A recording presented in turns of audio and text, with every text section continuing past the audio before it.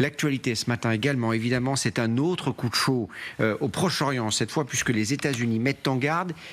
Ils craignent, tenez-vous bien, une attaque conséquente de l'Iran contre Israël dès cette semaine. On en parle avec Vincent Hugeux et Claude Blanchemaison qui nous ont rejoints. Merci à tous les deux d'être là. Avant de vous entendre, ce que dit précisément John Kirby, qui est le secrétaire adjoint à la Défense.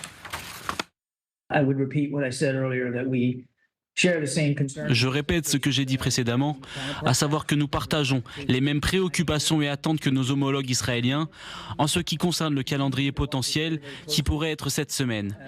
Nous continuons à suivre la situation de très près et il est difficile d'affirmer, de vérifier à ce moment précis s'il y a une attaque de l'Iran ou de ses mandataires, à quoi cela pourrait ressembler. Mais nous devons nous préparer à ce qui pourrait être une série d'attaques importantes. C'est pourquoi, je le répète, nous avons renforcé notre dispositif de force et nos capacités dans la région, même au cours des derniers jours. Voilà, c'est cette déclaration donc des États-Unis qui nous alerte ce matin. L'Iran a répondu, on va le voir dans un instant.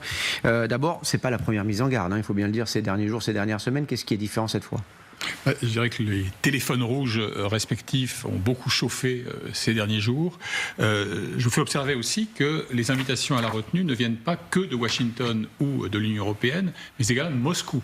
Il y a eu, voilà quelques jours, un contact direct entre Vladimir Poutine et les autorités iraniennes pour les inviter à la circonspection dans le calibrage de leur riposte inévitable, me semble-t-il, sur Israël.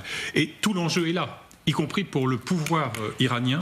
Le nouveau président Massoud Pezeshkian est en difficulté puisque une partie de son gouvernement a été retoquée par le Majlis, le parlement iranien dominé par les ultra-conservateurs. Il y a une personnalité très connue des diplomates, Javad Zarif, l'ancien ministre des Affaires étrangères, qui avait été nommé vice-président aux affaires stratégiques et qui a été poussé à la démission par les plus rétrogrades des activistes du Majlis iranien. Tout ça pour dire que le vrai enjeu pour l'Iran, et notamment pour le véritable détenteur du pouvoir, à savoir l'ayatollah Ali Khamenei, le guide de la révolution, c'est de trouver une riposte qui soit à la hauteur de l'offense qui a été faite, avec notamment la liquidation, l'assassinat de Ismail Haniyeh, le chef du bureau politique du Hamas en territoire iranien, sans pour autant basculer dans un scénario de guerre totale que Téhéran ne veut à aucun prix, et quelle que soit encore la rhétorique belliciste employée là-bas. Dernière remarque, Israël vit aussi une période de très forte tension.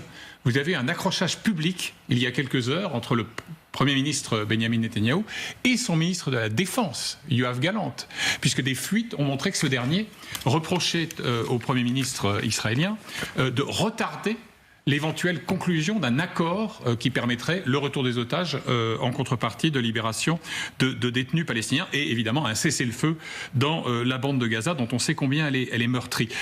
Donc tout ça, vous avez des facteurs, je dirais, de relative rationalité, mais également des tensions internes aux différents belligérants qui sont de nature effectivement à entretenir une forme d'inquiétude. Voilà, vous parliez de la Russie, on apprend que le président russe va recevoir Mahmoud Abbas, ce sera à midi, heure française, au Kremlin, donc les Russes qui semble-t-il s'inquiètent et s'impliquent aussi dans ce point de tension dans le monde.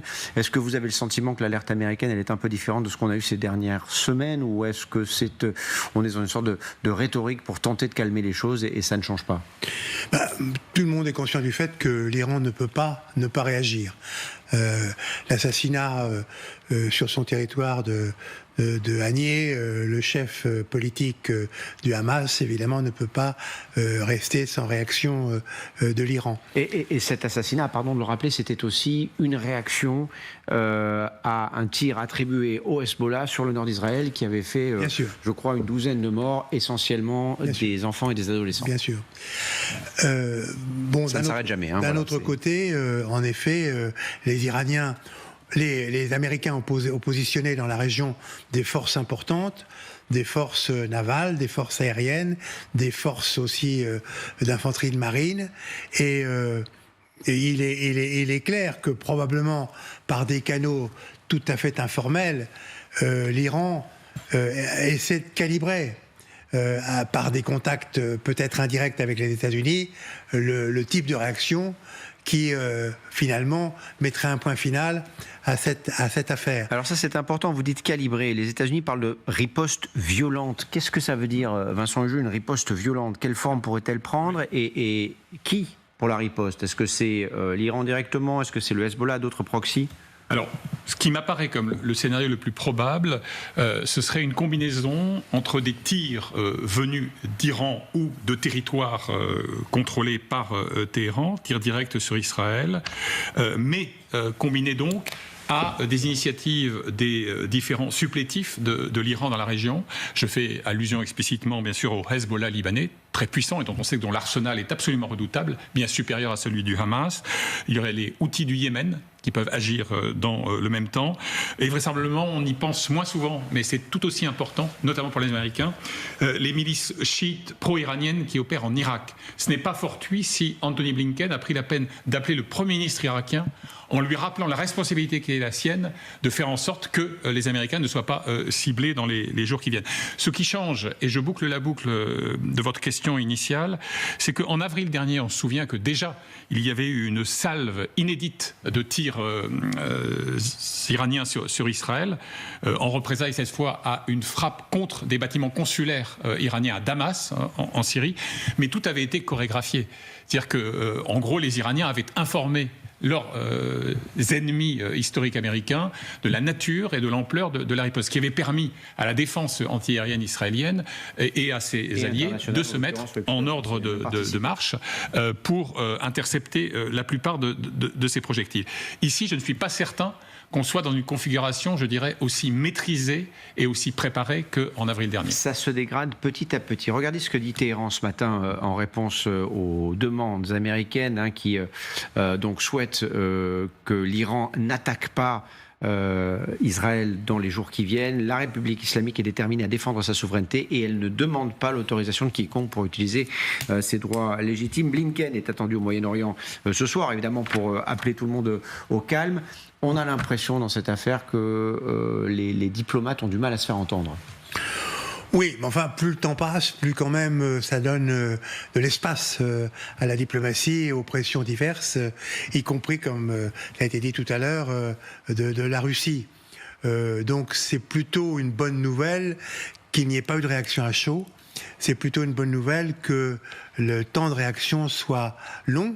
Probablement, et moi je suis de l'avis de Vincent Hugeux, probablement les Iraniens sont-ils en train de préparer une réaction coordonnée à 4 ou 5 avec les proxys et l'Iran lui-même, de façon à provoquer un effet de masse, même si les résultats en termes létaux ne sont pas catastrophiques.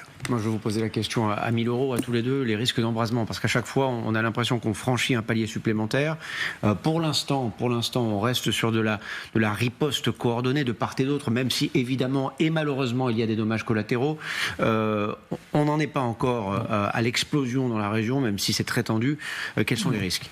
Non, évidemment, il y a toujours un risque statistique incompressible lorsque vous battez le briquet à côté d'un baril de poudre. Et le Moyen-Orient, à l'instant T, est un baril de poudre. Pour autant, je reste très circonspect sur cette hypothèse d'embrasement général pour une raison très simple qui n'est pas du tout d'ordre moral, mais qui est d'ordre géostratégique.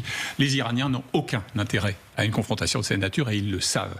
Et vous remarquerez que parmi les multiples déclarations, et notamment lors des échanges qu'il a eus récemment avec le chancelier allemand Olaf Scholz, avec le Premier ministre britannique Keir Starmer, le nouveau président iranien a insisté sur le fait que l'Iran ne cédera jamais aux pressions, aux sanctions. Il a le droit de répondre aux agresseurs conformément aux normes internationales. C'est-à-dire qu'il fait appel quand même à la jurisprudence du droit international pour installer la dite riposte, qui encore une fois doit être une sorte d'équilibre assez acrobatique entre la fermeté et la retenue. Donc, à la réponse claire à votre question claire, je ne crois pas que le scénario de l'embrasement soit plus probable aujourd'hui qu'il l'était il y a une semaine. Monsieur l'ambassadeur, est-ce que la France a son mot à dire dans ce qui se passe au Moyen-Orient ? Quelle est sa position ? Quel est son poids aujourd'hui ? Oui, parce que la France a une position traditionnelle, même si cette position s'exprime de façon moins sonore que celle des Américains. Mais bien sûr, la France est un acteur très important. Elle l'est au Liban, elle l'est dans toute la région, et bien entendu, son influence modératrice s'exerce. Et je pense que les messages ont été passés aussi à l'Iran.